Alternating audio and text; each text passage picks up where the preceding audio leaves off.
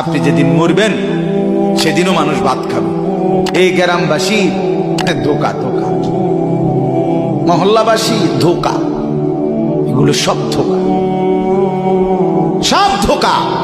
বন্ধুরা ধোকা, স্ত্রী ধোকা, এগুলো সব ধোকা। সব ওই রাত্রে খানা খাবে, আপনারে দাফন করে আরো বেশি খাইব মানুষের ঘরের থেকে যাইতে আইনা ভাত খাওয়া। আও সারাদিন কাঁদছেন আমনে, শরীর দুর্বল হয়ে যাব খানা না খাইলে। ভাত খা, খানা বন্ধ। লাশের সামনে, লাশের সামনে মুসলমান আজকে জানাজা, লাশ সামনে, এখানে দাঁড়াইয়া জিগায় খানাটা কোন দিন কইয়া লাইলে ভালো আছে।